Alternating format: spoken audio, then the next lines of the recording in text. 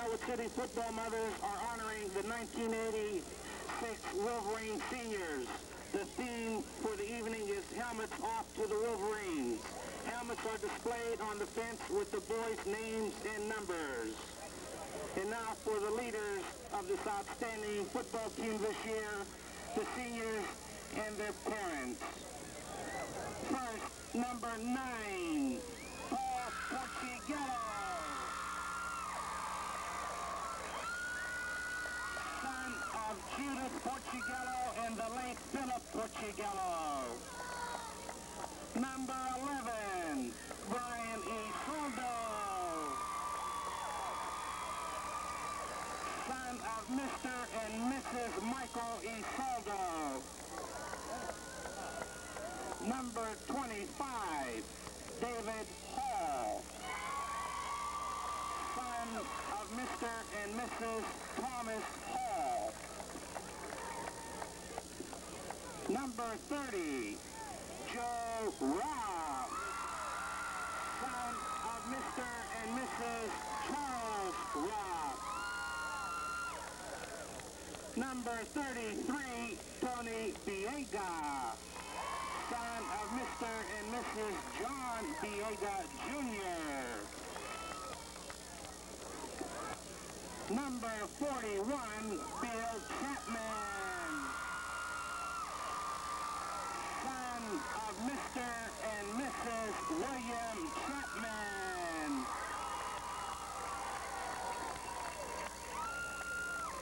Number 42, Evan Westland. Son of Jim and Sue Westland. Number 50, Chris Cortez. Son of Jerry Cortez and Rosemary Farice.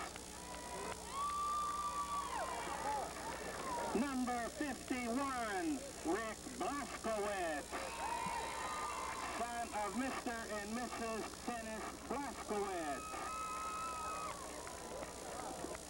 Number 63, Huber Ritzert.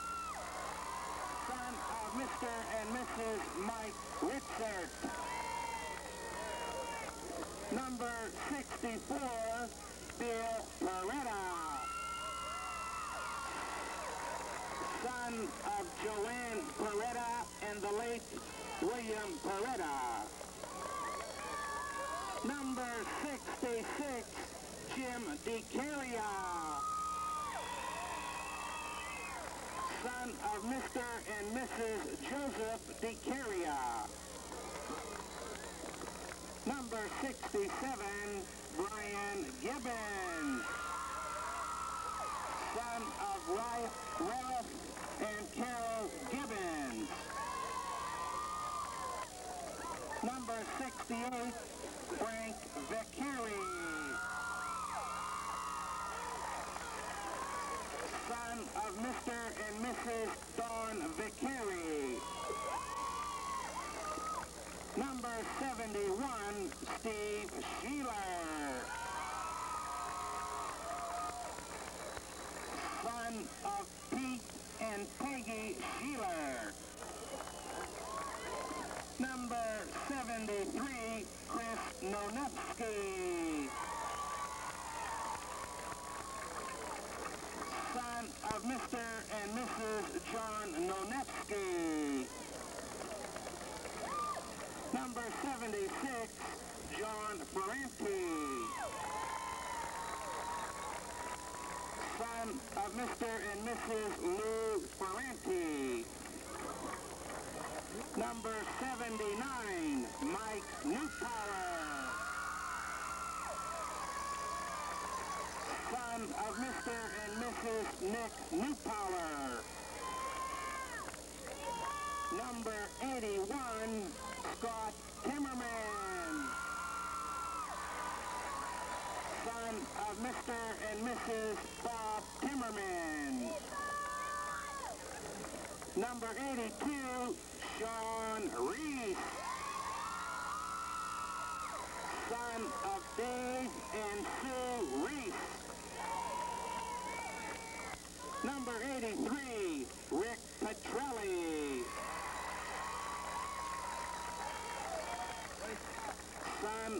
Mr. and Mrs. Randy Petrelli. Number 86, Rich Wilson. Son of Mr. and Mrs. Rick Wilson. Number 88, Kevin Jones. Son of Mr. and Mrs. Jerome Early.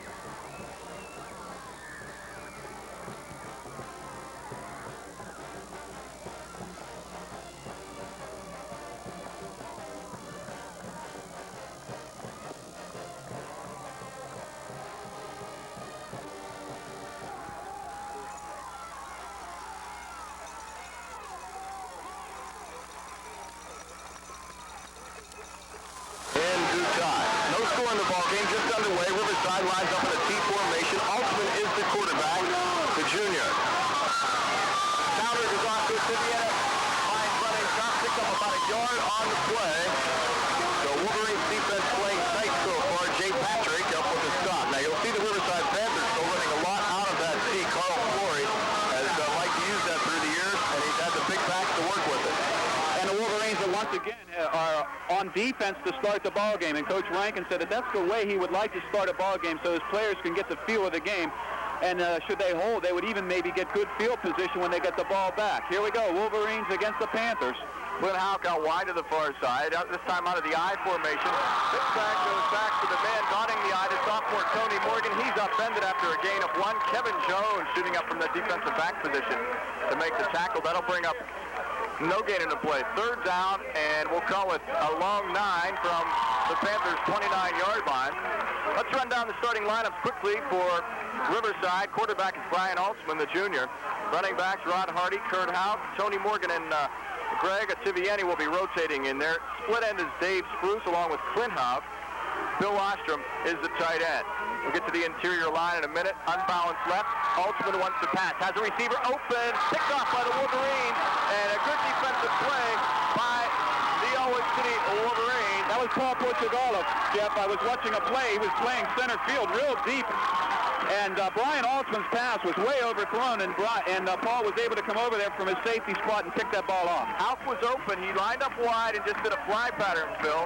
And by doing that, he was able to get behind the first defender. But as you mentioned, Portugallo was playing it deep, and he was able to come across and pick it off. Interior line is tackles Keith Nelson and Doug McClinton for Riverside. We'll get to the guards in a minute. Wolverines offensively on the field. Quarterback, the junior Chris Ketterer. Hand off Billy Chapman off right side, and try to use the trap play. Billy will pick up a couple yards as he's brought down by a host of Panthers.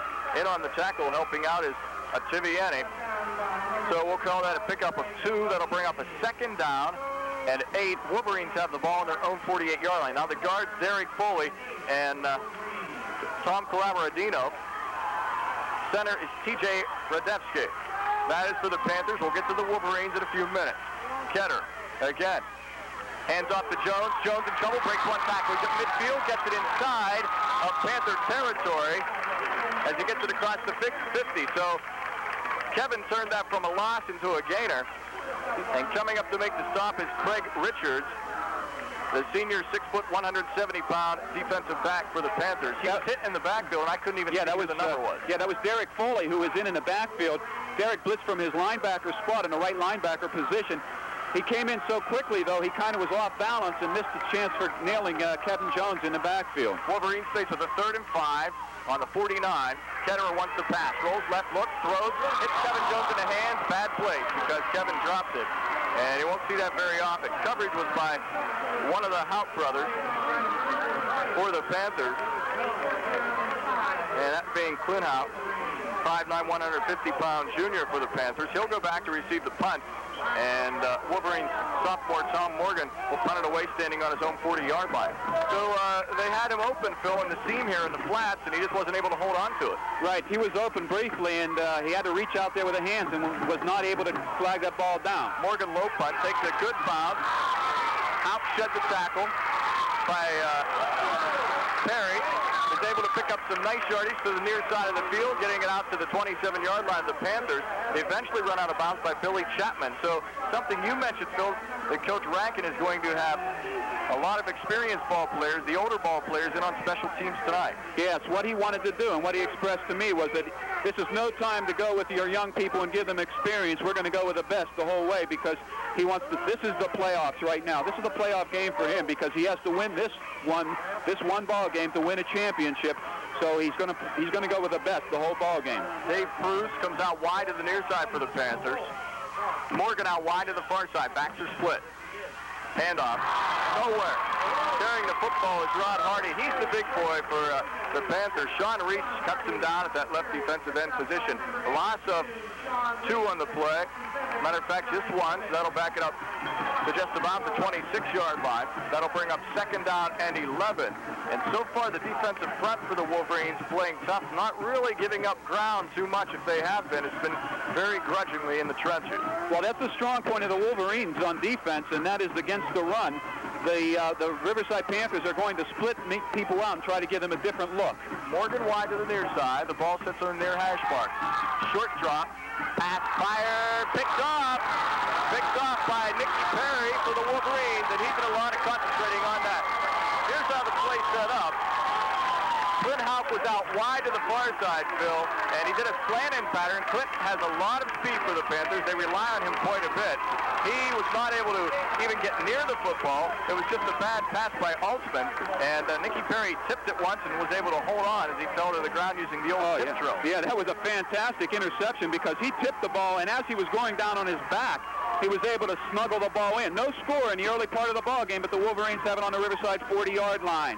Counter comes to Joe Roth. Joe with a big hole gets it out across the 40-yard line of the Panthers, down inside their 35 to the 33. And he is eventually brought down by Ken Johnson. That was the big play against the Quaker Valley team last week, if you remember, in the second half, was to give that ball to Joe Roth and say, you take it with all your strength around that right side, and that's what Joe did for 7 yards. He went around that right side off tackle. Mike Newpowers, the center. Kevin Jones wide to the near side.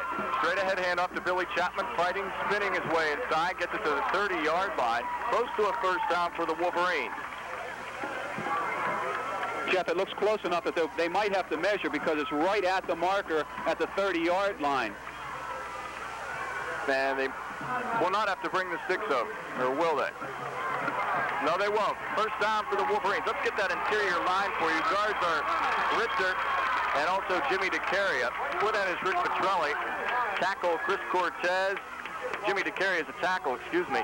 Guard Brian Gibbons on that right side. Scott Timmerman is the tight end. Running backs, Billy Chapman the fullback. Right half, Kevin Jones. John DeLuca also seeing action tonight. And Joe Roth now in the ball game. Chris Ketter is the quarterback, the junior. Roth in motion to the far side. They give it off to Joe. Cuts back across right tackle and finds little running room. Pickup of just a couple for Joe as he gets it inside the Panther 30 to about their 28-yard line. Derek Foley, a big defensive and offensive performer for the Panthers all season long, it comes up with the stop. And the Wolverines, for about the 6th time this year out of nine ball games, they are outsized up front, and it's not been something that the Wolverines are afraid of seeing, but it's something that they've grown accustomed to week after week. No score in the ball game. We're in first quarter action, about 6 minutes remaining. Ketterer wants to run the option. Pitch back to Kevin Jones. He takes it. He's at the 25, the 20. Still on his feet, run out of bounds at about the 14-yard line. So Kevin is able to pick up some nice running on that play. Coming up with a stop is Kurt House, and also his brother Clint coming over to help make this tackle on the play. But not enough until Kevin is able to scamper his way for a first down. So the Wolverines now starting to roll just a little bit offensively. Yeah, Kurt House was up there. He could have cut the corner off, but that speed of Kevin Jones beat him to the corner, and he got that outside for the first down. Roth in motion to the far side. They give it off to Joe. Big hole, and he left his feet for a minute, Phil. I thought had he been able to keep his feet, he might have been able to find a little bit more running room. He's upended eventually by Craig Richards. Well, the Riverside Panthers. So we'll give Joe a pickup of 3 on that, and he's such a big kid. He falls forward. He'll pick up 3 yards, gets it inside the Panther 15 to about their 13-yard line. That'll bring up a second down and 8. Second down and 7. Joe does not want to beat people with his speed, that's for sure. He's going to try to muscle you if he gets a chance. Roth in the slot again, goes in motion. Again, they go to Joe, cuts back inside, finds some room, gets it inside the Panther 10 to about the 9-yard line. And that'll be a pickup of about another 3 yards as Derek Foley again in on the stop for the Riverside Panthers. They will set the football down on the Panther 9-yard line.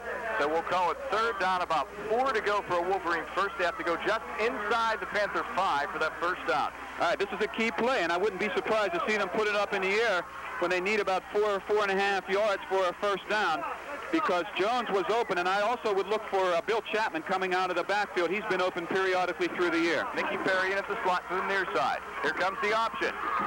Ketterer keeps it. I don't think he's going to get it. Matter of fact, he's not even near it. His knee hit at about the 6-yard line of Riverside, and that is where they will mark him down. Coming up with the stop is Craig Richards for the Riverside Panthers. 4.5 minutes remaining in the first quarter of play. No score in the ball game. Wolverines are faced with a 4 and about 1 situation. Film motions that we see Sean Reese coming into the ball game. You know what that means? Field goal time. Well, they're right in the middle of the field, Jeff. That option did put them right in the middle of the field goal situation here, right between the uprights. It would be a straight on, almost an extra point, because they're right in the middle of the field. And this will be about a 24-yard field goal attempt. Kick is up, and no signal yet from the official. It is good. Okay. Wolverines go on top at the 3:54 mark. 3-0 by that 24-yard field goal by Sean Reese. An official timeout on the field. It's Ellwood City 3, Riverside nothing. Now there's 60-second timeout. And for finding better, fairer ways to pay for education without raising property taxes. Frank LaGrata has the experience he needs to put those ideas to work for us right away. I'm Frank LaGrata, and I want to be our next state representative because I believe we can work together and make a difference in our future. New ideas we need. Experience we can trust. Frank LaGrata for state representative. He'll fight for us because he's one of us. Paid for by the people to elect Frank LaGrata. Riverside Panthers took the ensuing kickoff after that 24-yard field goal made good by Sean Reese. And Tiviani, Phil, just put his head down and pulled his way through. Said, I'm not being stopped, and gets it out.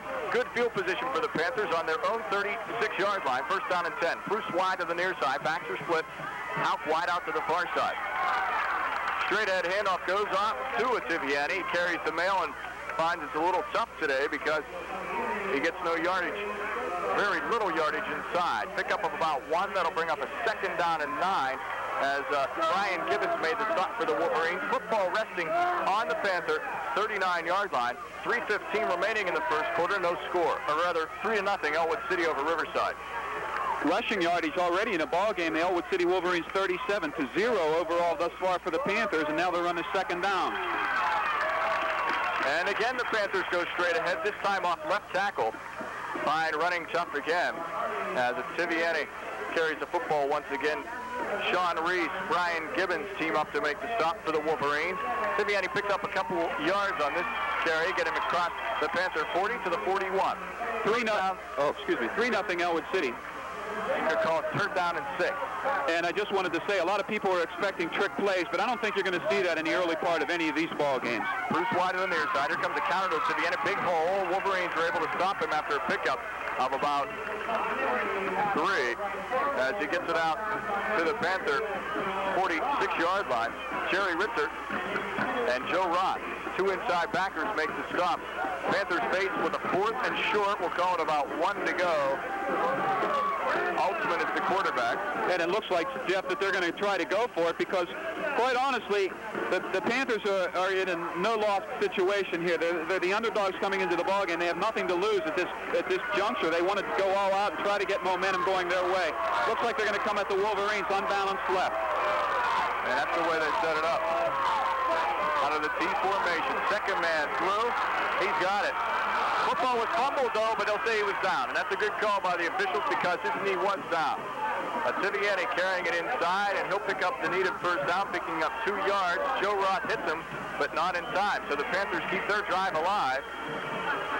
1st and 10 on their own 49-yard line. A minute and a half remaining in the first quarter of play. Elwood leading it 3-0. Well, the idea of the unbalanced line is to get your defense to shift down toward the strength of your formation, and once they did that, the Riverside Panthers came right back at that weak side. Now they're coming strong or unbalanced right. Again from the T formation. Second man through, nowhere. Carrying the football was Ron Hardy, and he's had a tough time running. They've been keying on him this evening. Tiviani has been getting a lot of the yardage so far in the early going for the Panthers. Joe Roth coming up to stick him for a gain of only half a yard. Nose of the football is just touching midfield, and we have under a minute remaining in the first quarter of play. Ellwood leads at 3-0. And the ball game has been played virtually the entire ball game in the first quarter has been on the ground. No passes, all but one pass by the Wolverines attempted and 2 interceptions by the Panthers. Counter. Tiviani finds some room. We have a flag. Might be holding or could be motion. Tiviani found a nice hole, picked up 5 in the play, but it will probably be nullified. Richard coming up with the stop. That'll stop the clock, by the way. It's the 33-second mark. Well, Jeff, a holding penalty at this juncture right around midfield would make it 3rd and about 20 and probably put the Panthers in a situation where they're going to have to put the ball in the air probably 2 downs in a row to end the, so we might not come to the end of the first quarter until after these 2 passes. I would imagine they'll put it in the air anyway because it is a holding penalty going against Riverside. That's what it'll be.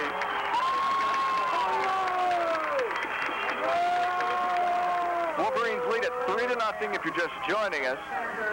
Remember, a winner or tie gives the Wolverines a championship for the MAC AA Conference. We'll call it at least a tie for a championship with the New Brighton Lions. That is if the Lions, of course, beat Freedom tonight at New Brighton Stadium, and they should, all holds barred, have no problem with that. Beaver and Beaver Falls meeting tonight at Gypsy Glen. Always tough to win there. Tony Morgan goes wide to the far side for the Panthers. Second down, 20 to go. Split backs. Altman straight drop back. Has it time, throws it out, almost picked off by Scotty Timmerman, and it goes in and out of the shoulder pads of Billy Ostrom, who lined up his tight end and went out to set up a tight end screen. So that'll bring up a 3rd down and 20 on the Panther 42-yard line. Well, passing for Brian Altman has not been his strongest point during the year. Brian has not been forced to put the ball up in the air all that often. Thus far in the evening, he's 2 for 3, but those 2 completions both went to the Wolverines. So he has 2 interceptions and 1 incomplete pass. 0 for 3, 4 seconds left. So we will get one last play here, and should it be a pass to end the first quarter. Wide out to the near side and the far side. Altman again back to pass. Altman looking, has to touch the football. He's smothered. Roth coming up with a stop for the Wolverines. Cortez also in on the play for the Ellwood City Wolverines. That's the end of the first quarter of play. Ellwood City 3, Riverside nothing. Now this 60-second timeout. A 10-inch mini-vitty with hot wedding soup. Guaranteed to be ready for eating in 5 minutes. Call 752-2522 for delivery. Bad punt by Riverside. Punting the football. Ostrom. Wolverines will have good shape. This score just coming in. Beaver leads Beaver Falls in first quarter action 7-0. Okay, Jeff, thank you. I'll pass that one along to the public address announcers. In the first quarter, Riverside ran 15 plays to 11 for Ellwood, but they controlled the ball twice. They had the opportunity to hold the ball twice to 1 drive for the Ellwood Wolverines. All right, so Ellwood will start the ball right near midfield, about 4 yards short of being at midfield. They lead at 3-0 in the early going. Handoff, Jones looking for room. He's hit hard. at about the 49-yard line of Ellwood City. Pickup of a couple for Kevin. That'll bring up a 2nd down and 8. Coming up with a stop for the Riverside Panthers was Kurt House. That'll bring up a 2nd down and 8. That nose of the football just shy of midfield. Ellwood leads at 3-0. 11-13 remaining in the first half of play. They have the football on their own 49-yard line. Ketter, single set back, is Chapman, straight ahead off to Chapman. Trap blocking inside, and Billy finds running tough. Derek Foley coming up with a stop for the Riverside Panthers. Well, you know, Jeff, it's true to form again tonight, as it has been periodically all year, and that is the teams will really like to key inside on Bill Chapman. They have to shut down that inside game of the Wolverines and force them to put the ball in the air or to go outside if possible. Panthers playing some tricks on me tonight. Have a couple guys out there who they do not have listed in the program number-wise, and we're trying to check on that now to get that for you. Ketter runs the options to the near side. Pitch back to Roth, and he is going to be close. I'll tell you, give Joe the credit. He put his head down and pulled right into Keith Nelson. Keith stops him, but it'll be close. They will probably have to bring the sticks in for a measurement. If not, it will be 4th and very short. I know, Jeff, I was watching on that play, and that was a 3rd down play where you have a very good possibility.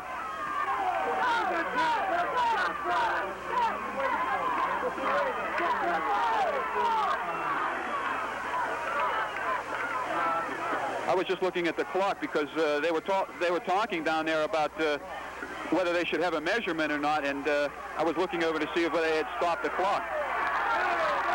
9:40. Go ahead, I'm sorry. Remaining in the first half of play. Straight ahead, Ketterer takes it, he gets the first down. Wolverines gambled, got the first down. Nelson with the stop. I never finished my previous idea. I'm sorry about that. I was watching that 3rd down play and watching the defensive backs from Riverside. They were only 5 yards away from the line of scrimmage. What that tells me is they are defying and daring Coach Rankin, saying, you better put the ball in the air if you want to beat us. And that's what a lot of teams have done. They said, you've got to do that. You can look at the backs right now. The deepest one is only 5 yards off the ball. Beaver Falls did that, and they were able to beat the Wolverines. Chapman hits in at the 40 of Riverside, tries to spin and can't break the tackle. In on the stop of Tiviani, also Craig Richards for the Riverside Panthers. Give Billy a pickup of about 4. That'll bring up a 2nd and 6 on the Panthers' 38-yard line. And the Wolverines, are alternating more players than they have all year. Sean Reese alternating, Paul Portugallo and at wide receiver, and also Joe Roth with some of the backfield players. So we're coming up to a 2nd down and 6 now. Jones motion. Straight ahead to Chapman. He again finds running tough inside. Panthers now starting to tighten up a little bit defensively on their defensive front. So pickup of a couple on the play. Tiviani making the stop for the Panthers. Wolverines, Chapman takes it to the Panther 35-yard line, bringing up a 3rd down and a short 3 to go for a first. All right, 3rd down and short 3. Wolverines lead it by 3-0. I would look for some kind of a pass now, and maybe just a short pass, real quick stuff to Scotty Timmerman.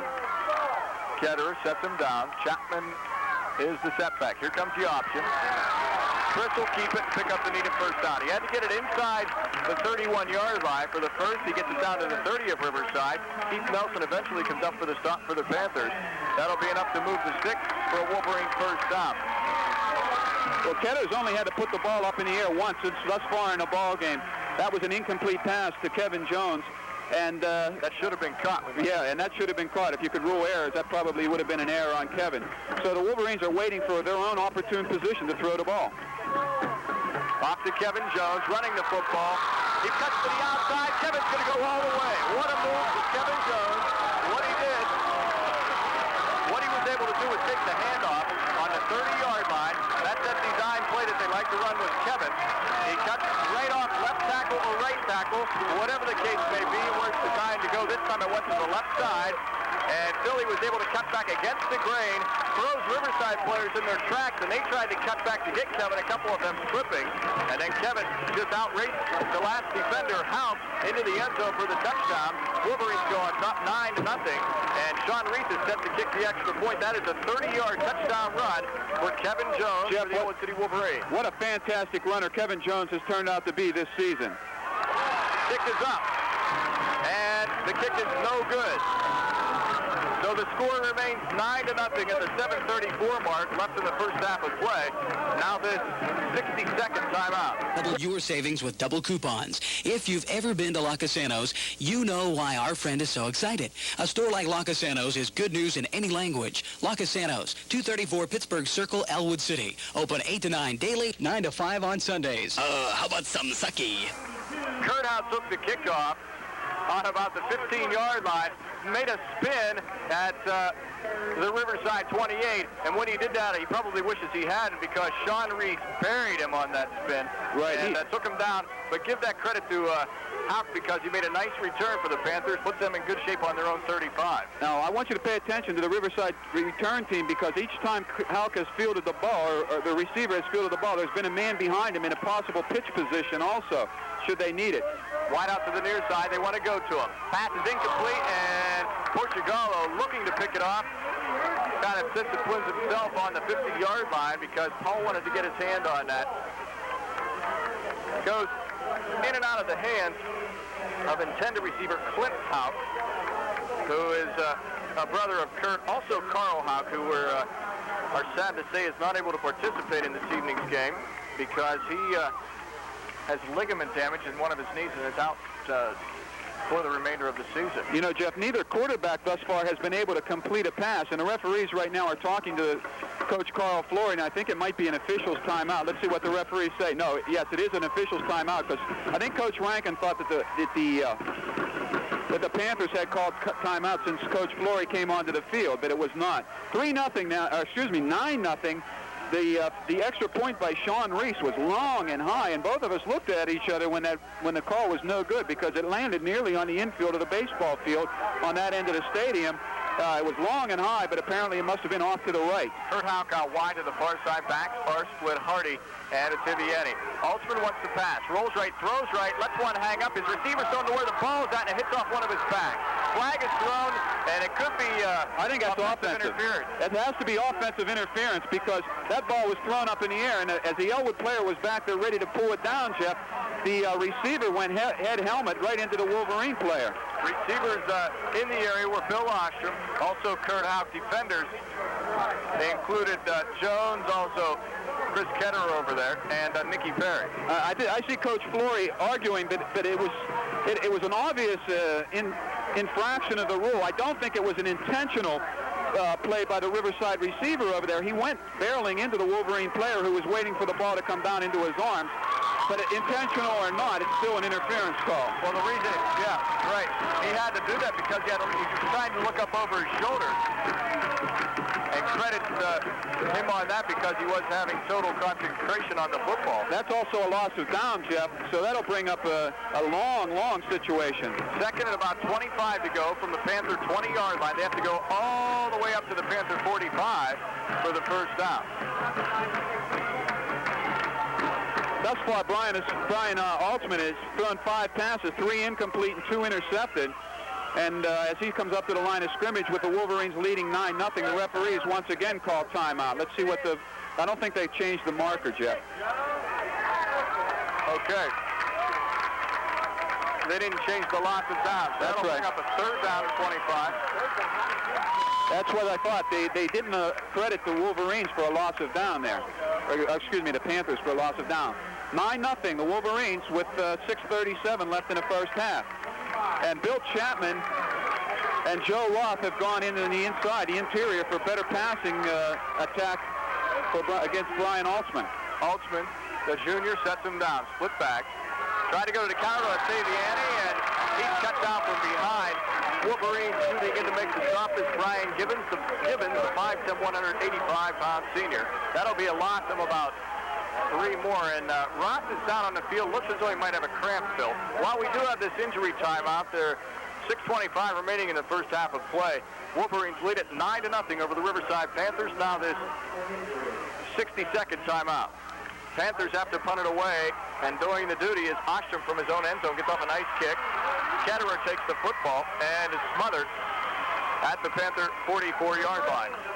Host of Panthers in to make the stop, including Paul McCarty for Riverside. Yeah, Jeff, that was a much better punt that time by Ostrom. That was about 50 yards almost in the air from where he had to go.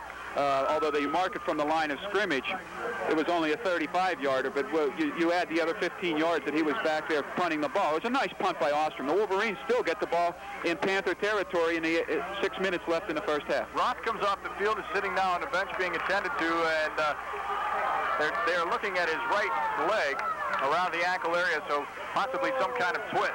Straight ahead handoff to Billy Chapman, breaks the tackle at the 35-yard line and rolls inside the Panther 33-yard line.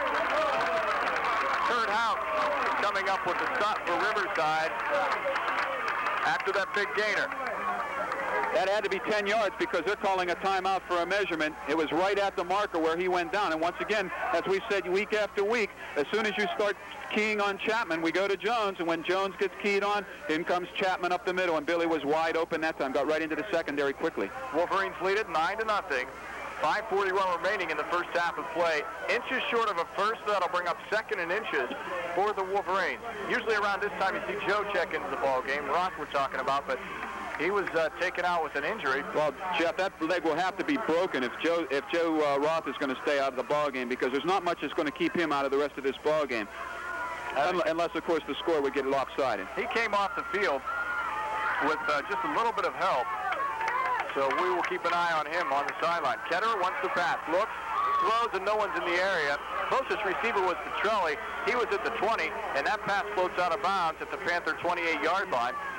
Cover man was Tony Morgan, the sophomore, on Petrelli, and he did a fine job keeping Rick from getting to the football. And Greg Attiviani, the inside there, the left side linebacker outside, he also comes up in a defensive end position.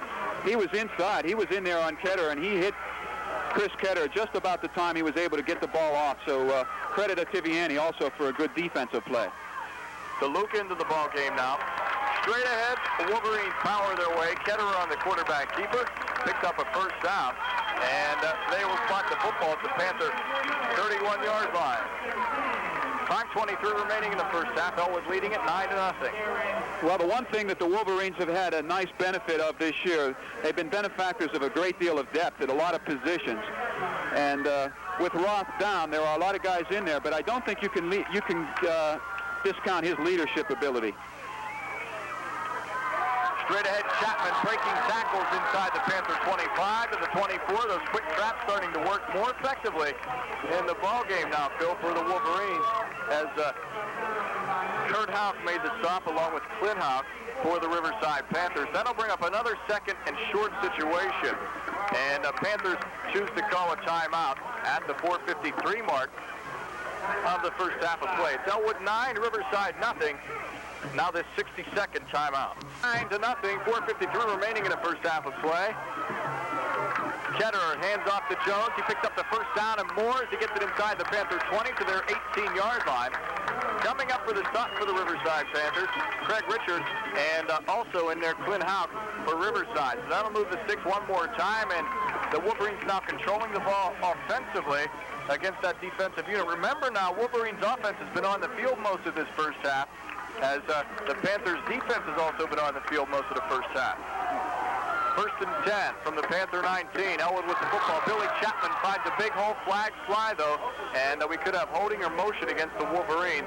The call will probably go against Ellwood City. Tony Morgan comes up with the stop. Chapman picking up close to about 6 yards on that crack, getting it inside the 13-yard line of Riverside. But as I mentioned, we see yellow on the field, so there is some type of penalty. Holding is the preliminary call by the officials, and that will go against Ellwood City. And I'm surprised that call hasn't been made against the Wolverines more often this year because of the size of the Wolverines. They're small inside, but they try to beat people with quickness and strength.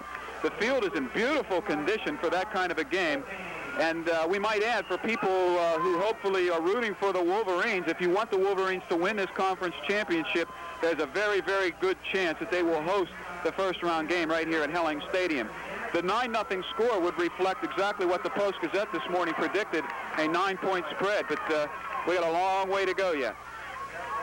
Ketter, bootleg pass, rolls back, sets up, throws, Chapman runs under it at the 15-yard line, tiptoeing, gets inside the 5, and one official has it marked out at the 2. The other one says Billy trapped out at about the 14-yard line immediately after he made the catch, but he didn't get 1 foot in bounds. So he'll be out of bounds at about the 12-yard line, our spotter indicates. And that official was right on the spot. So give Billy a pickup.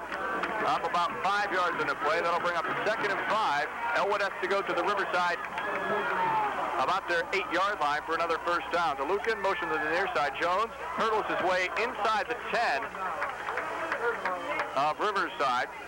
And we'll see where they spot him down. They'll spot him down right on the 10-yard line.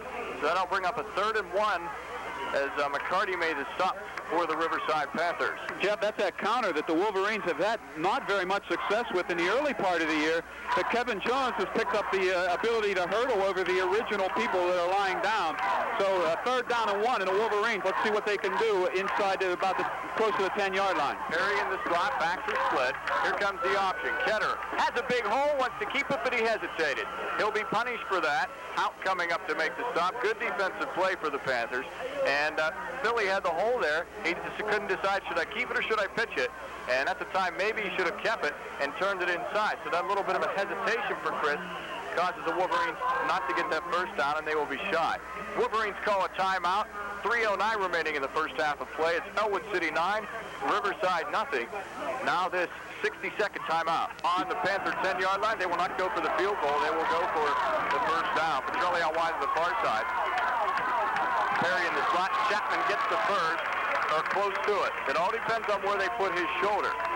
Now, he rolled on his shoulder, Phil, and I guess it all depends on where that part of his body touched. He hurdled over the 10 and got inside the 9, had to get close to the 8. He got the first. Okay. Give credit to Billy Chapman in that offensive front for the Wolverines, because they opened up the holes and enabled Chapman to get through there and pick up the needed first down for Ellwood City. We had discussed, and I mentioned to you that I thought they might come up with one of their trick plays, but we have to remember that the Wolverines build a lot of their trick plays around the help of Joe Roth and his experience in there. With him sitting on the bench right now with a bit of an injury, they probably have decided to go with more of a stronger ball game. We'll check on that injury, by the way, and have it for you after the half at halftime during our report. Ketter, bootleg pass throws. Oh, alone! Sean Reese in the end zone. How about that? The bootleg play to the near side. Sean Reese just did a drag pattern from the tight end spot over the middle, and he's wide open. Wolverines go on top 16-0 at the 2:27 mark in the first half of play. Sean Reese was actually lined up very, very tight, and everybody saw the motion and the swing of the flow of the line going to the left, and Ketter came counter that swing. He came out to his right, which is kind of his weak side, and there was Sean Reese. Everybody went with the flow, and Sean Reese was all by himself. 15-0 now. Sean tried the extra point. Sean Reese's kick is up, and this one is good. That makes it 16-0. Ellwood City over top of Riverside. 2:27 remaining in the first half of play. Now this 30-second timeout. 758-1088 or visit 405 Lawrence Avenue, Ellwood City. Designs by Rose. They're a cut above the best. You deserve the best for all seasons. Panthers return the kickoff. Frank Vicari made the stop for the Wolverines. Again, carrying the ball is Kurt Houck, and he gets it out to the 25-yard line this time. Of the Panthers, they take over first down and 10. Now, Jeff, we want to mention that was Tom Morgan kicking off that time, so the Wolverines have taken Sean Reese out of the kickoff duties. And I want to mention also, once again, it looks like, is that still Altman at quarterback, or has Houck gone to quarterback? We'll have to check it out. I can't see the number from the side. Halfback pass, and it goes, Morgan throws it. Pass is either trapped or caught. They'll say it's caught. Okay.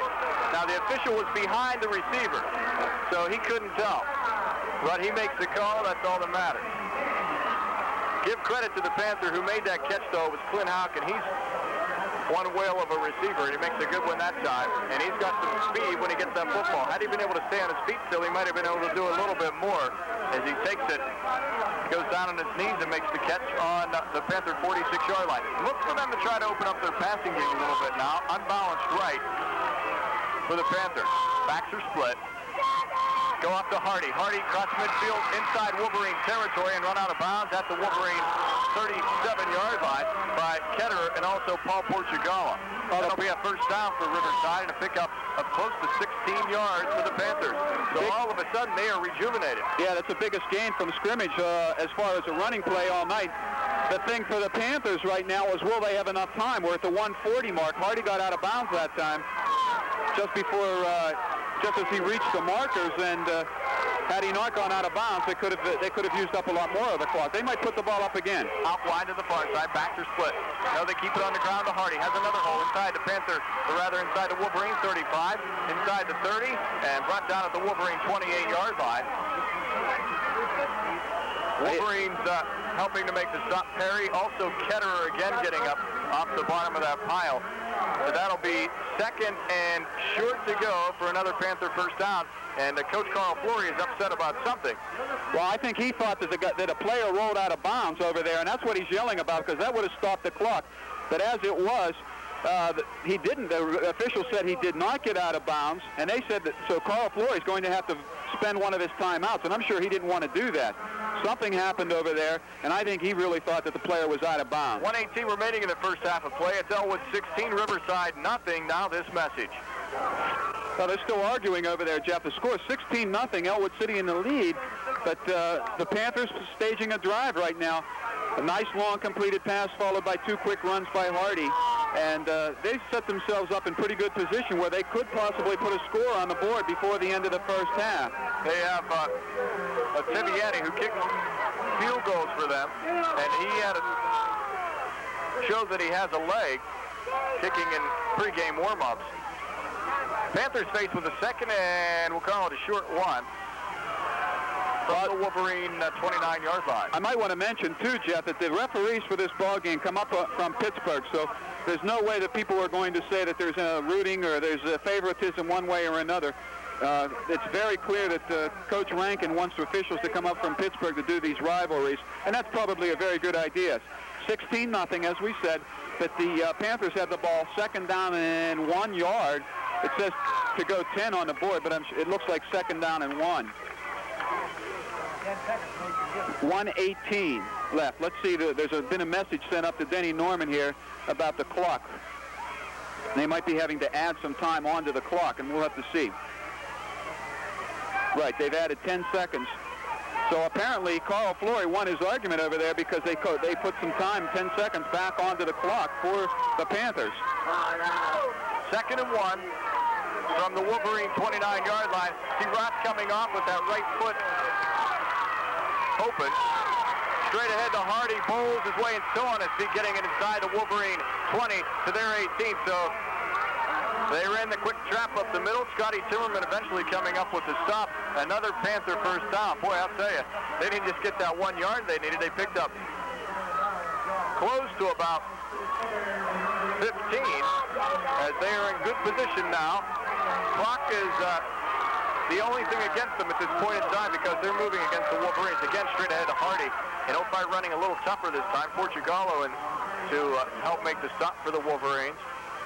Also Cortez as Hardy gets it inside the Wolverine 15 and will be brought down on the 14-yard line. Wolverines call a timeout. 1:04 remaining in the first half of play. It's Ellwood City 16, Riverside nothing. Now this message. At 2330 or stop at 221 5th Street in Ellwood. With Court Photography Studios, your senior pictures will be the ones you'll want to remember. Court Photography Studio is also your full-service studio with services from copying to restoration to weddings and portraits for all occasions. Riverside had a second and about 6 to go for a first. Cortez stopped it up, though, as they tried to go inside to Hardy. He picked up just a couple. That'll make it third down, and we'll call it 5. So he picked up 1. split back. Again, they go straight ahead, this time to Tiviani. He'll find running tough as he gets it to the Wolverines' 10-yard line. So a gain of about 1, bringing up 4th and 4 for the Panthers. Let's see now. They have to go close to the Wolverine 5-yard line for a first. It looks like they're going to have to call a timeout because something's going to have to be discussed from the brain trust of the Riverside Panthers. What do you do 4th down in this situation? Because it's a long running play, and they could very well run out their opportunity to score, even a field goal if they keep the ball on the ground with 19 seconds left in the half, Jeff. Right now I'm looking into the linebacking situation because Joe Roth being out as the inside linebacker, and also Evan Westland, his next backup, who's also a senior, is not dressed even for the ball game. They've had to go to their 3rd deep at linebacker, and that's, I believe, Bill Caputo that's in an inside backer. So thus far on this drive, they've been able to monopolize the Wolverines' weakness at linebacker. Let's see what the brain trust has come up with, though, from the Panthers. 16-0, Wolverines leading it, 19 seconds left in the half. And we're at 4th down, and the scoreboard says 2, but it looks almost closer to 3 from here. Long 2, we'll call it with 4th down, Jeff. Panthers split Morgan wide to the near side of the field. Backs are split. Altman throws, hits his receiver Hout at the Wolverine 4-yard line, and that is where he will be stopped. So he gets enough for a Riverside first down, and clock is stopped with 14 seconds remaining in the first half of play. They'll have to move the sticks, and then I do believe the clock starts again. That's right. The clock will start as soon as the sticks are set, and it's just a matter of time now as to whether the Panthers have a play called that can get them into the end zone. Clock begins to run. 10 seconds now remaining in the first half. And quarterback Altman makes a nice move, takes the snap from center, and immediately fires it out of bounds. That will stop the clock at the 8-second mark remaining in the first half of play. Well, I'll tell you, Jeff, if I haven't seen Brian Altman run the play all year, and I don't know whether they even have it in their bag of tricks from the Panthers, but if they had an option play that could get them something outside and get the ball into the hands of Otiviani going around the outside, off tackle or outside, they might be able to get something going. But as they've been successful, it's been right off tackle or up the middle with Hardy. So that's probably who I would look for, would be Hardy. Split out, lines up tight left. Everybody tight except the other Hawk brother out wide. Altman wants to pass, chased out of the pocket by Bretta, throws. Flag is thrown, and the ball falls incomplete. In and out of the hands of a Wolverine defender. That's Portugallo over there, and we see the flags fly. There were two flags, one over where the ball was thrown, the other one in the interior line. It looked as though there might be a call inside, maybe a holding call, as the Wolverines were trying to rush the passer, and maybe an interference call. Let's see what it is. Clock is stopped with 2 seconds remaining in the first half. Clipping is called against Riverside. And illegal use of hands, pushing off called against the Wolverines. But the big thing is, both ways, you just lost about 6 seconds off the clock as far as the Panthers are concerned. They're down with 2 seconds left. To tell you the truth, Jeff, if I were Coach Flory right now, I would opt for the field goal and try to at least get some points on the board. With 2 seconds left, you could at least put some points on the board, but it doesn't look like he wants to do that. It looks like Coach Flory is going to try to put it in the end zone here. 16-0. Wolverines lead it, 2 seconds remaining in the first half of play. Altman sets them down. They have 1 play to go. Tiviani looking, gets inside the Wolverine 5 and stopped at the Wolverine 1-yard line. That's the end of the first half of play. Panthers drive is stopped. Coming up with the stop on that tackle was Gibbon and also Caputo for the Wolverines. So it's 16-0. Ellwood City over Riverside at the end of the first half of play. Now this 60-second call will be taking a 30-second break immediately following this kickoff when I call for it. 16-0, Wolverines lead it. And a beautiful night for football. Jeff, I want to mention that both bands just put on fantastic halftime shows. Standing ovations for both groups. Mike Poff and his group from Riverside deserve a great deal of credit for the beautiful halftime show they presented, and Paul Brent for the way he's developed the band at Lincoln High School. I think they deserve a lot of credit, and I guess Donna Stevenson, the announcer's wife, is at home listening. They just did a fantastic job. The bands did at halftime. Chapman deep to receive. Hardy set to kick it off for the Panthers from right to left. Wolverines will be moving offensively from left to right. Good kick by Hardy. Comes a little short, though. Taken by Chapman on his 15. He's up to the 20, the 25. Explodes through. Gets to the 35-yard line where he was toppled by the Riverside Panthers. Coming up with a stop is Mark Gusby, 5'9", 180-pound sophomore. So there's an official timeout on the field with the score 11:53 remaining in the third quarter of play. Ellwood 16, Riverside nothing. Now this 30-second timeout. Get results. Contact the Ledger at 758-5573. That's 758-5573. Or the Valley Tribune at 843-2856. That's 843-2856. Local news makes the difference. Straight ahead carry by Chapman for the first offensive play from scrimmage for the Wolverines. And they move it from left to right. Billy was hit at the line of scrimmage, Phil, on the 35, or about near the 35, was able to spin out of that, pick up about 3 in the play, so that'll make it second down, and we'll call it a short 7 for the Wolverines from their own 38-yard line. Jones looking for room, the same play that got him a 30-yard touchdown earlier in the ballgame, clogged up a little bit more this time, as Kevin is able to pick his way across the Wolverine 40 to about the 44-yard line.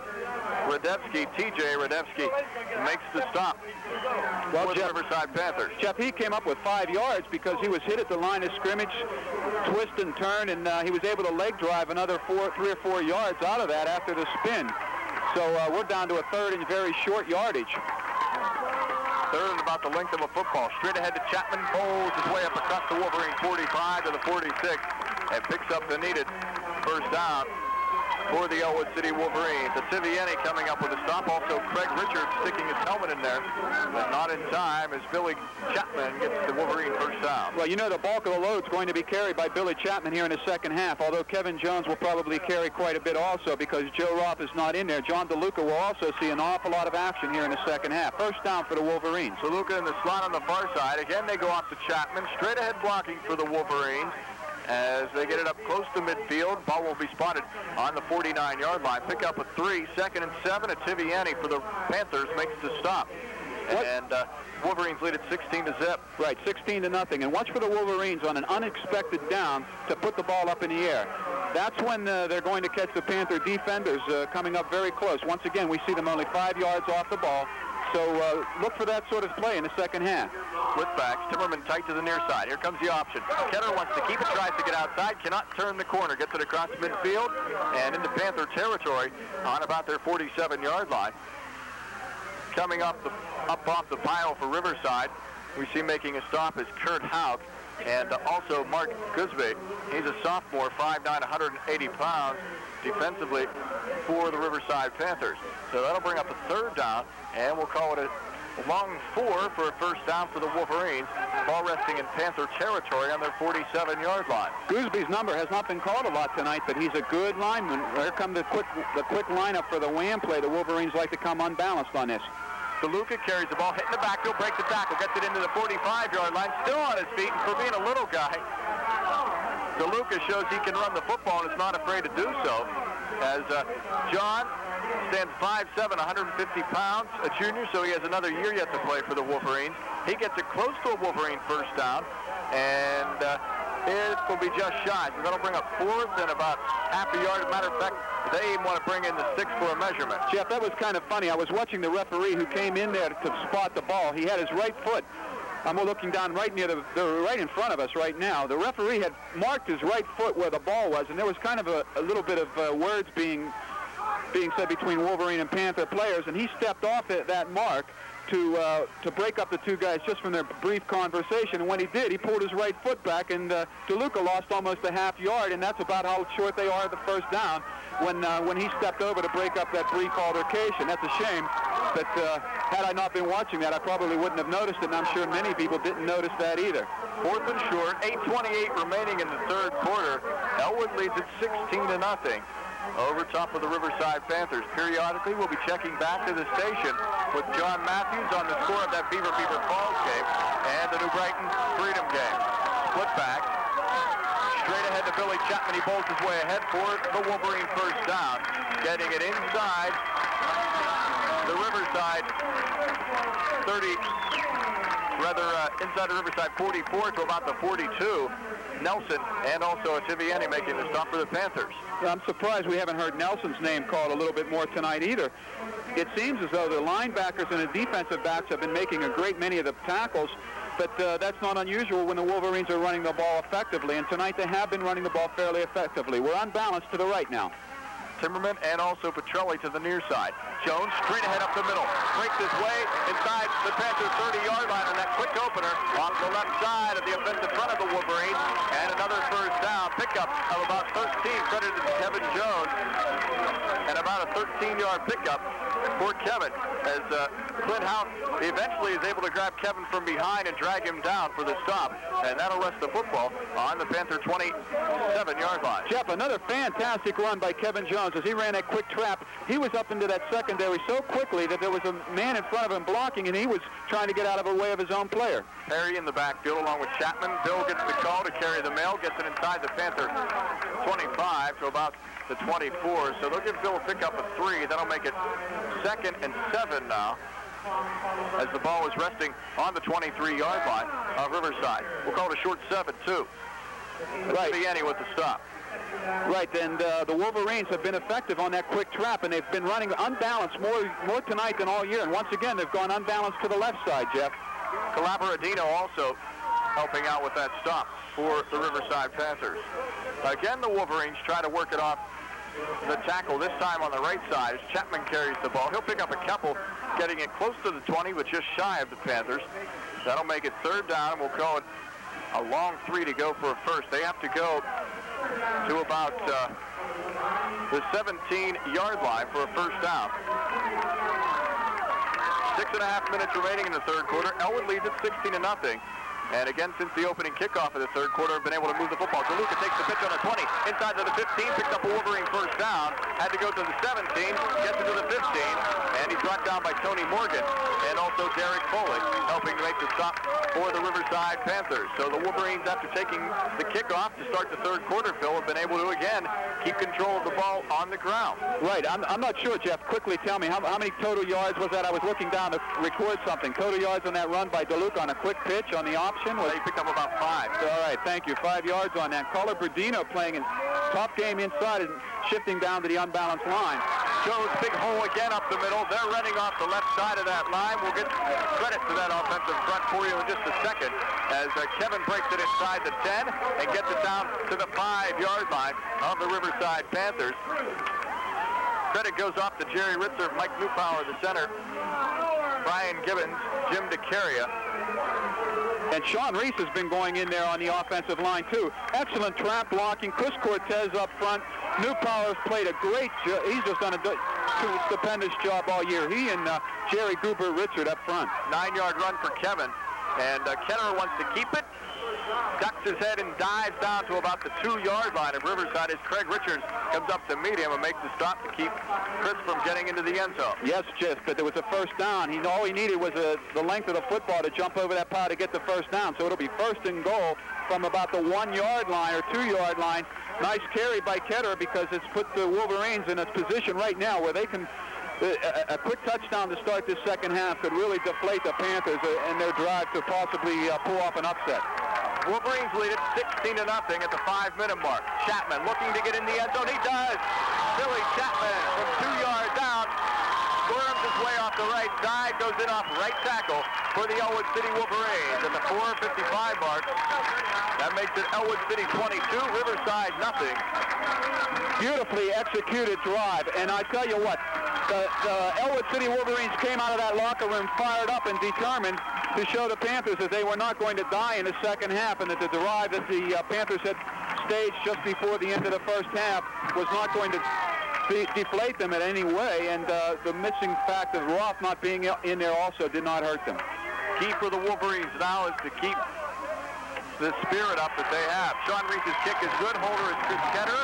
That makes it 23-0. 4:55 remaining in the 3rd quarter of play. Ellwood City 23. Riverside not score, John. 23-0. Ellwood City leading. Tom Morgan kicking off. Beaver.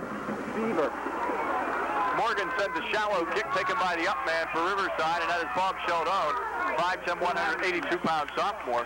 Sheldon gets it across the Panther 35 all the way out to the Riverside 40-yard line.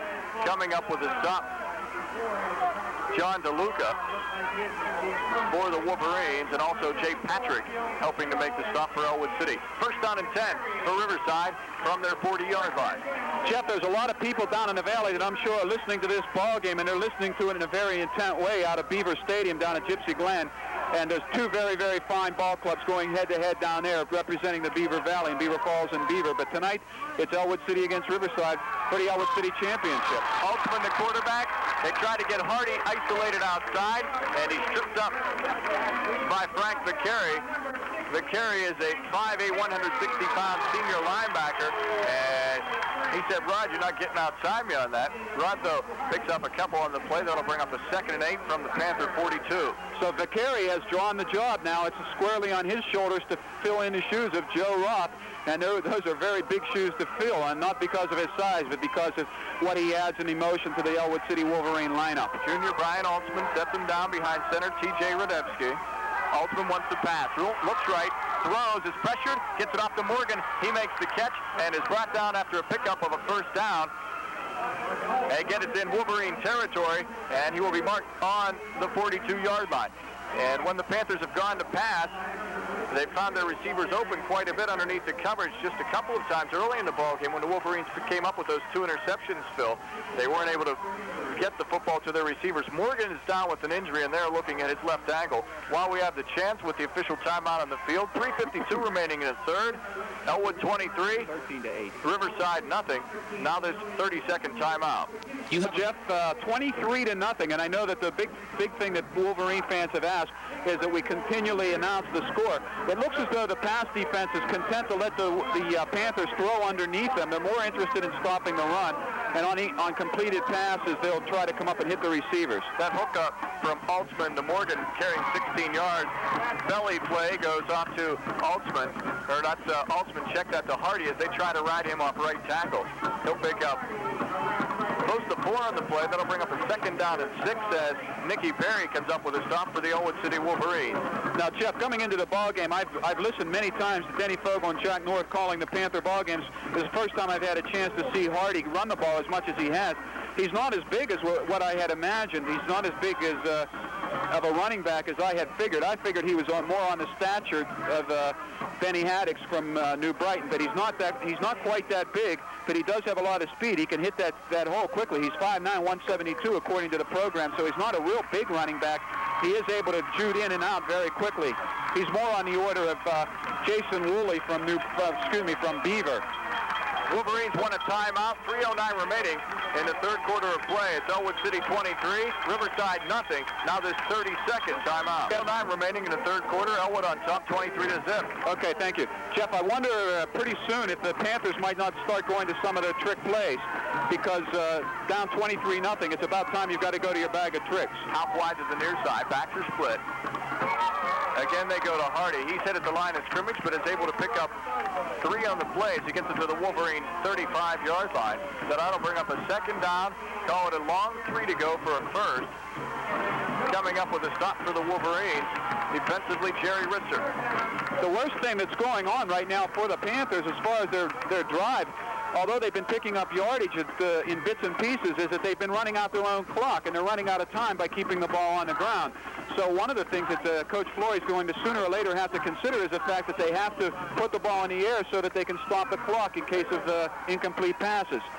And there's a timeout now, and I believe that had to be called by the Panthers because they had some mix-up as far as their play calling goes. 2:35 remaining in the third quarter of play, and what's proved to be, I think, one of the quickest moving ball games is either with the adrenaline flowing through everybody, or it's one of the quickest moving ball games. This obviously is the third sellout for the Wolverines here at Helling Stadium this year. We're looking around here, and there are fans standing once again about 3 or 4 deep all the way around from one sideline to the other, through the end zones, from one 30-yard line all the way around to the other. And that means that there's a sellout crowd here at Helling Stadium once again. So if nothing else, it's good for the revenue of the city because it's a third sellout and for the school district. one thing that's great for this area. I think Ellwood City and Riverside football have brought a great deal of prominence to the MAC conference. Beaver and Beaver Falls traditionally have had a great deal of power down there in the valley, and now we've created 4 teams in the conference. Out wide to the near side, backs are split. Straight ahead they go. Off to Hardy. He finds running tough. Will be shy of a Riverside first down by inches of all. They might even have to bring in the sticks to measure. Coming up with a stop, Cortez for the Wolverines, and they're going to call timeout. Officials timeout to bring in the sticks to make a measurement. Altman, junior quarterback for Riverside, standing there the football to see what the call will be. Excuse me, you're going to learn a lesson. You can't say that the game's moving too quickly too soon. That's 3 timeouts in a row, one by one team, one by the other, and now by the officials. So I should keep my mouth shut. Okay, 2:16 left in the third quarter. 23-0. The Wolverines lead it, but it looks as though the Panthers have converted a first down. Yes, they have. And give credit to this Panther offense because they have not let up the entire ball game. When it seems as they would be down, they are still moving the football inside. Phil made a good point, though, that time is running out on the Panthers. You would think that Coach Flory might want to put it up in the air a little bit more because when he has, besides those 2 interceptions early in the ball game, he's been able to, Altman that is, has been able to find his receivers open underneath the coverage of Ellwood City. Wolverines playing deep coverage against the pass. Viviani looking for room, hit for about a 3-yard loss at the Wolverines 35-yard line as Sean Reese shot in to make a tackle. Give Reese credit because he's playing one of his best ball games tonight.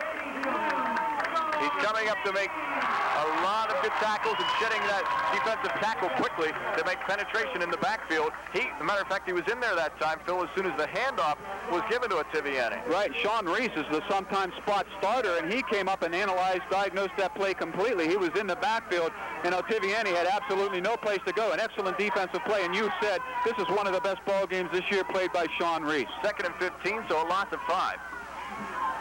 Again, they go straight off. Hardy hits off left tackle, rather. Tries to bounce back inside to go off left guard. Finds nowhere to go. Scotty Timmerman in there, also getting up off the pile. For the Wolverines, we see Chris Cortez and Nick Perry. You know something, Jeff, is that if this game were being played right now at Riverside, I wouldn't be surprised if some of the Panther fans might be booing because of the play selection. The Panthers are going to run out the clock here in the third quarter as we're inside a minute now, and they've been driving the ball, but yet they've been running out the clock. How wide is this? There's some disorganization right now, too. Ostrom tight also to the near side. Backs are split. Altman chased out of the pocket by Timmerman. Grabbed by Gibbons. Altman keeps the football now. Once the run is hit out of bounds. Knocked out of bounds, I should say, not hit out of bounds. And he was still in bounds when he was hit. Flags are down. We could have holding against the Riverside Panthers. Altman driven out at the Wolverine 30-yard line. This could all be nullified, though. Yeah, I was just going to say, I believe I saw a clip as they were rolling around the right side. The Panthers had a deep drop, and the Wolverines were in a blitz. And I'm not sure exactly who the players are. The numbers are getting kind of dirtied right now. But one of the Wolverines was in there in the backfield. It might have been Ritzert who was in there. And as he tried to follow Altman around the right side, one of the interior linemen caught him across the back of the legs, which I believe would be a clip. I didn't see the preliminary signal, but it looked as though that's what the play was. Timmerman missed him in the backfield first of all, flushed him out of the pocket to the far side. Gibbons dove and got a hold of Altman's shirt. And then Brian decided to tuck the football and run with it. But as you called it, there will be a clip on the play. That'll back them up 15, and they got a long, long way to go. You got the whole back 40 to go here, folks. They got a long way to go. It looks like about 40 yards because that penalty was assessed from the point of the foul, and that was in the Riverside backfield, 33. They have to go all the way to the Wolverine 22 for a first down. They have it on their own 46. Here comes the blitz. Also wants to set up the screen. Gets it off to Hardy. He's hit, and hit hard by the Wolverines. Ritzert making the stop. Jerry saw that the whole way, was able to shoot in, wait till Hardy caught the ball, and take him down at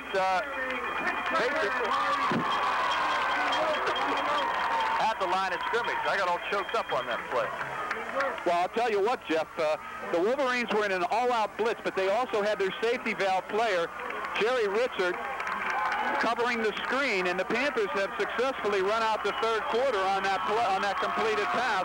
So we'll end the third quarter right now with a score of 23-0. Ellwood City in the lead. We'll be back with fourth quarter action right after this.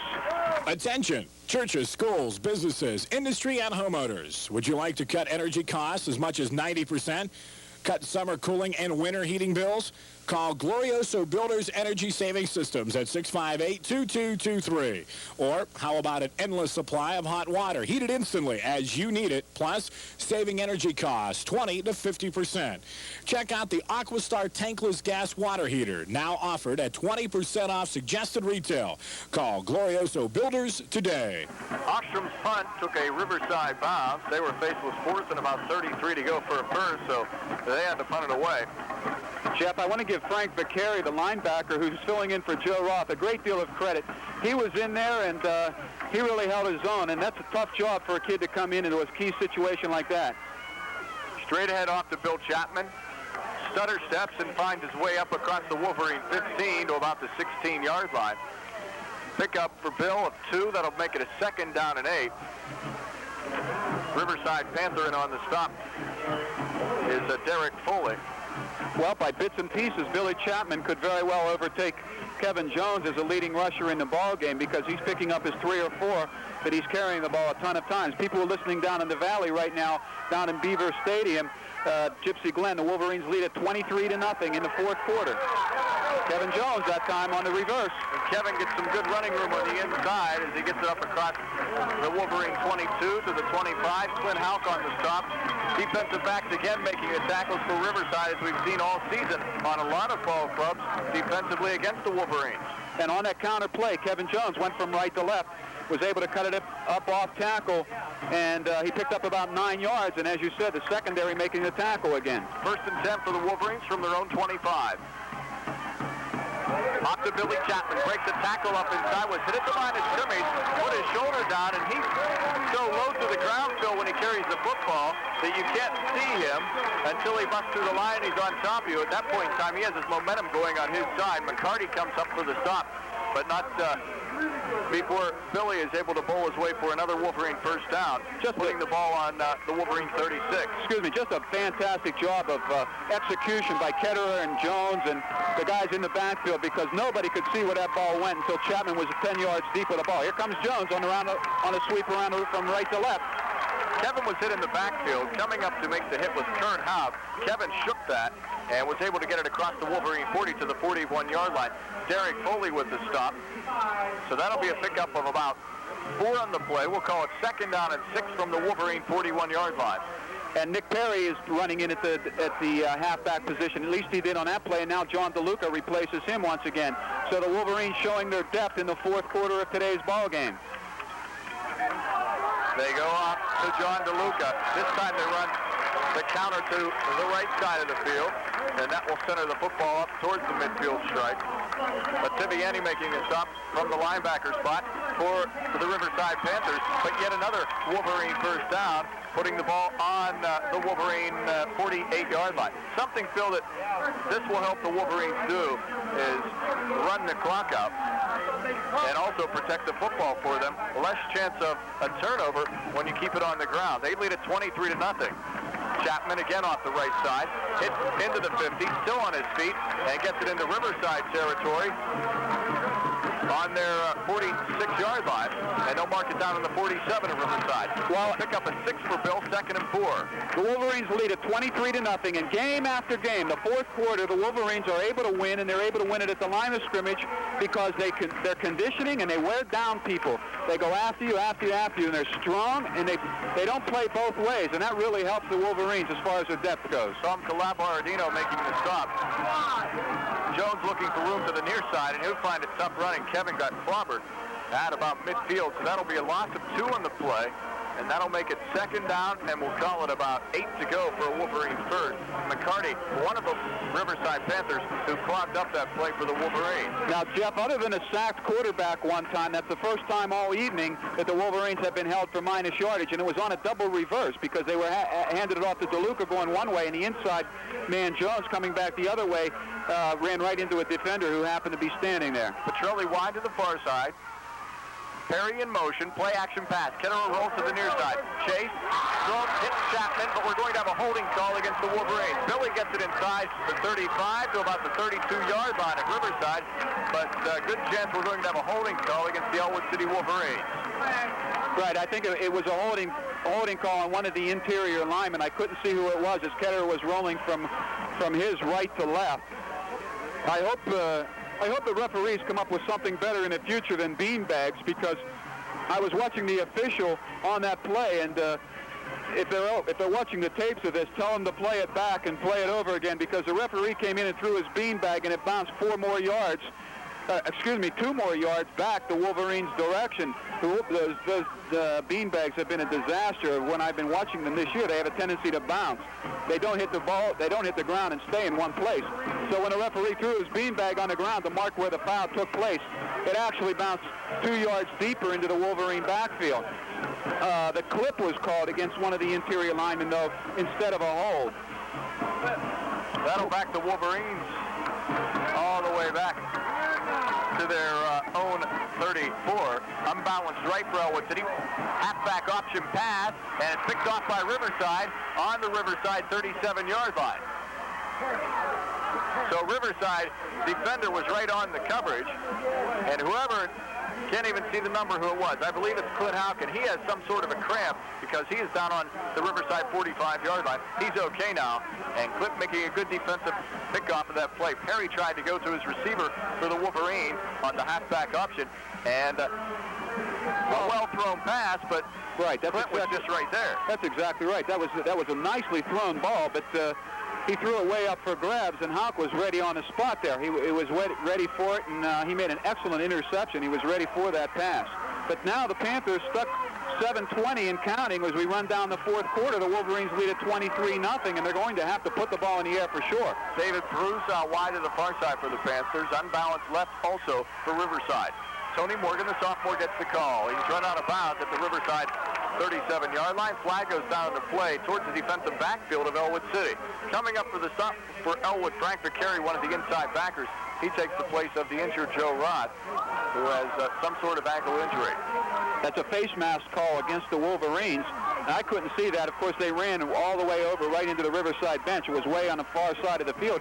And the funny thing was that the referee who threw it was the back judge behind the play, and he was not over on the ball. So it might have been done by somebody involved in the blocking scheme. Either way you look at it, that's a 15-yarder. Yeah, that's an intentional. So they call that an intentional. Right. And something that's not necessary, but yet it happens. That'll move at 15, put it in Wolverine territory on their 48-yard line. First down and 10 for the Panthers, and it might change the momentum a little bit for Riverside. They have 7:07 remaining in the ball game. Ellwood leads it 23-0 from Helling Stadium. Unbalanced left for Riverside. They go off to a Tiviani, and he tries to get his way down to the Wolverine 45 and does so. Wolverine in on the stop is Jerry Ritzer, one of the inside backers for Ellwood City. That'll bring up a second down and 8. So pick up a 2 for Tiviani. I'll tell you what, just on the side and into the fourth quarter of this ball game, Coach Rankin and I had a discussion about this ball game, and he said not only would he like to win this ball game, he'd like to go into the playoffs with a win and a shutout over Riverside. I think that's the kind of momentum the Wolverines need. Hardy gets the call as he gets it across the Wolverine 44-yard line, down close to the Wolverine 40. Panthers, of course, moving left to right, and Peretta makes the stop for Ellwood City. So that'll be a pickup of a couple more, making it third down now, and a long 3 for Riverside from the 41-yard line of Ellwood. Big play here for Riverside offensively. Well, Jeff, although they're in 2-down territory at this juncture in the ball game, I don't think there's any question. They actually have 2 downs to convert to first. I don't think they're going to worry much about fourth down. Third and 3. Straight drop back. Thrown, almost picked off by Wolverines at 2 different occasions. Intended receiver was Kirk Houck on the Wolverine 35-yard line. He tipped it. Then it was tipped by Nick Perry, and then Portugallo got a hand on it also. So it falls incomplete. That'll bring up 4th and 3 from the Wolverine 41. 5:51 remaining in the ball game. Ellwood with a comfortable 23-0 lead. And John, while we have the time, if you could please come on and give us an update on that Beaver Falls game. Okay, Jeff, the current scores what we have right now, just at the beginning of the fourth quarter, it's Beaver 13, Beaver Falls 11. It's Beaver 13, Beaver Falls 11. And at the beginning of the fourth quarter, New Brighton and Freedom. It's New Brighton 22 now, Freedom 8. New Brighton 22, Freedom 8. Thank you very much, John. Everyone thought that New Brighton score might turn around a little bit. And first down is picked up by Riverside as they pitched it to Morgan as he's able to scamper across the left end, around left end rather, pick up a Panther first down, marking the football on the Ellwood 35-yard line. Clock continuing to run, 5:40 remaining in the ball game. Ellwood leading at 23-0. And the runs have been very successful at different times for the Panthers. But as we said repeatedly, they just run out the clock. They've been running unbalanced quite a bit. Now they're unbalanced left again. Tiviani gets the call, carries the mail inside the Wolverine 34 to about the 33-yard line. Cortez on the stop, and also getting up off the pile, Phil Caputo. Caputo, 6', 200-pound junior linebacker for the Wolverines. Pickup of about 4 on the play. That'll bring up a second down and 6 from the Ellwood City 32-yard line. In reading an article, both coaches have been quoted to say that the ground game is so very important, and they live by the ground game. So Cara Flori is actually building a team for the future. They went off the left side and once again unbalanced, and it looks as though they're close to a first down at the 4:40 mark in the ball game. Hardy picking up close to 5, and they might have to bring in a measurement, and for a measurement, possibly not. No, they won't, so they will call it third down, and inches to go for a Panther first on the Wolverine 25-yard line. Coming up with a stop for Ellwood is Perry. Altsman, long count, goes off to Hardy. He'll get the needed first down for the Panthers to keep their drive alive as they get it inside the 25 to the 24-yard line of the Wolverines. All and well for the Panthers. They're moving the football now, but a little too late as they are at the 4:16 mark remaining in the ball game. Ellwood leading at 23-0. Well, the Panthers have been moving the ball between 30-yard lines from one side to the other, actually 25-yard line from one side to the other. But once they've gotten inside the 25, the Wolverines have seemed to have stiffened up considerably. Tiviani is upended at the line of scrimmage, and his forward progress might have carried him for a yard pickup. It will. On the stop, Sheeler for Ellwood City, and also Caputo. That'll be 2 yards, so Tiviani is able to bowl his way ahead and pick up just a couple as he tried to dive over a couple of his down blockers to pick up some yardage. 2nd and 8 from the Wolverine 21. Morgan wide to the near side. Backs are split. Houck out wide to the far side. Back to pass. Altsman throws, hits his man on the curl. Clint Houck. He's run out of bounds inside the Wolverine 10 at about the 8-yard line. Cover man for Ellwood City is Paul Portugallo. Also over in the area for the Wolverines, Bill Caputo. Well, I'll tell you what, Jeff. It might be safe even at this point in the ball game, even though 3:25 and the Panthers driving, unless they change their game plan and do something that's drastically different here in the last 3 minutes and 25 seconds of the ball game. This ball game has already been decided because they've decided that they're going to stay on the ground even when they control the ball. So it's been that kind of a ball game. It's enough for a Panther first down. Riverside goes straight ahead. Jeff Bryan, Altsman on the keeper. Yeah, Altsman fumbled the snap. He went to take the ball from the center, and he dropped it on the ground, and all he could do was try to pick it up and bowl ahead. So that cost him a down, and also more time on the clock. We're inside 3 minutes now. 23-0. The Wolverines lead it in the fourth quarter. 2nd down and goal from the Ellwood 8. Hardy gets the call off left tackle. He'll find running tough inside. Ritzerton on the stop as Hardy gets it down to the Wolverine 4.5-yard line. But Jeff, I'm really surprised about the play calling because the receivers for the Panthers have been open on nearly every play. They've been open, curling underneath the defenders from the Wolverines. That Coach Flory and Ron Shiro, their offensive coordinator, they have decided to stay on the ground, and I wouldn't be surprised if they keep it on the ground here. Riverside is going to have to call timeout with a 2:23 mark left here in the ball game. 2:23 left in the ball game, and the Wolverines leading at 23-0. With this timeout, we'll be back right after this message. Panthers with the football. They bring Morgan out, the sophomore, to the near side. He's picked up man-on-man by Chris Ketterer.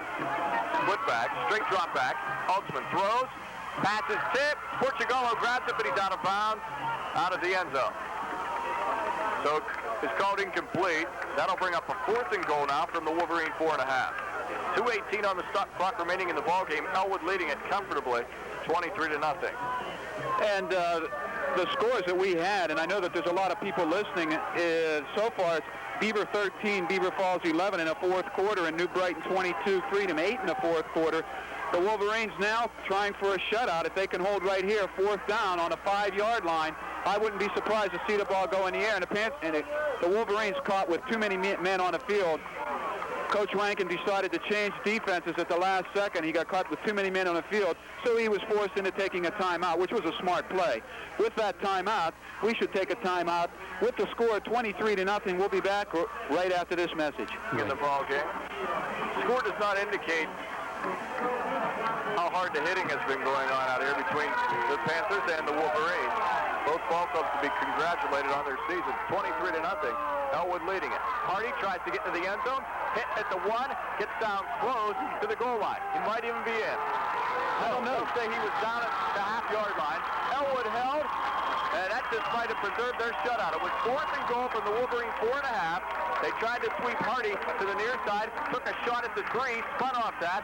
Took another hit at about the Wolverine 1, and his knee hit at the half-yard line. I'll tell you what, Jeff, you got to give credit both ways. I'm not sure who it was. It looked like it might be Nick Perry over there. Also, Gibbons on the stop, too. And you got to give the Wolverines a great deal of credit, and Rod Hardy, he had a lot of effort in there. Now the Wolverines hope to just run down the clock. We were at the 2-minute mark in the ball game. Ketterer takes the snap, and he will go straight ahead with the quarterback keeper.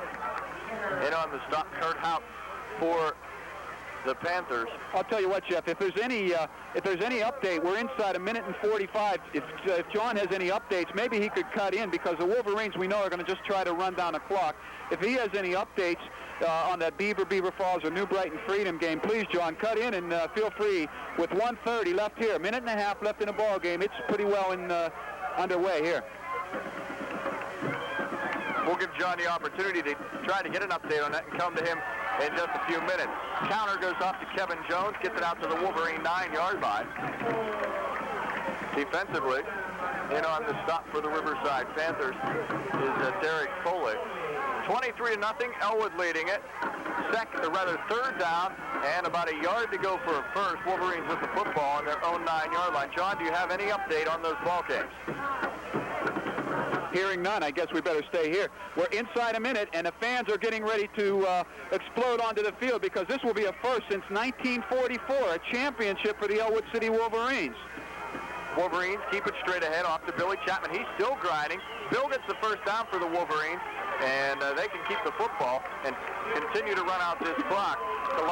Troy Kolosky for the Panthers makes the stop, and that'll move the football out to the Ellwood 15-yard line.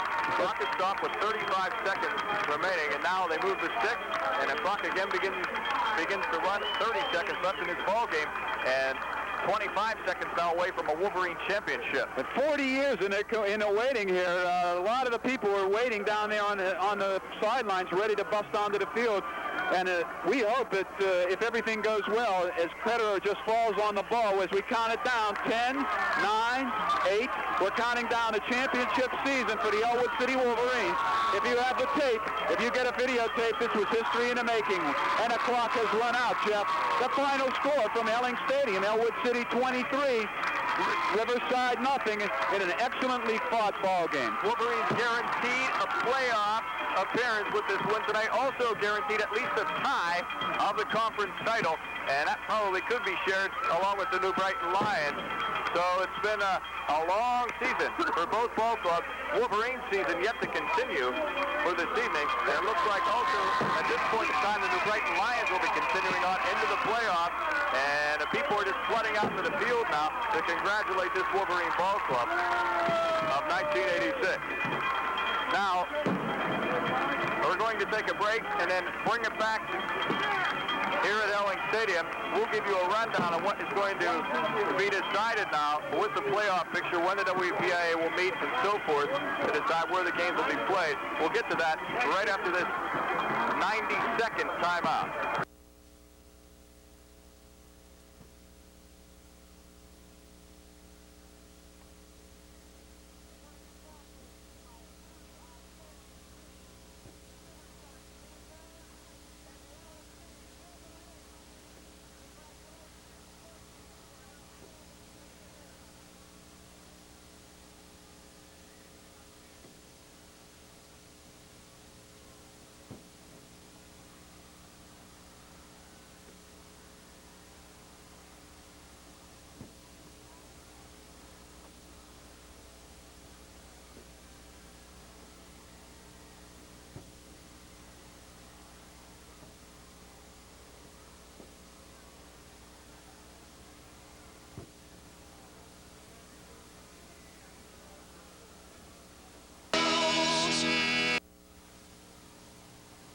Strong.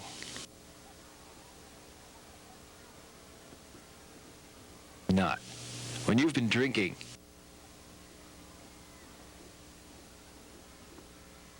These are the number.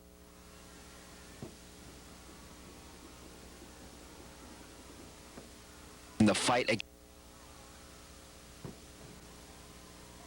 A message from Ellwood Avenue, 26 4th Street, Ellwood City. On those scores that you, and some updates on those scores that Jeff and Phil were wanting. New Brighton in a final over Freedom now. New Brighton 22, Freedom 8. That's New Brighton 22, Freedom 8. And the only other finals near Newcastle 18, Blackhawk 7, and Ambridge beating Aliquippa for the first time in up-teen years by a score of 10-0. Okay, thank you, John. That score remains the same then for Beaver Falls. Beaver still leading it in the fourth quarter of play, 13-11.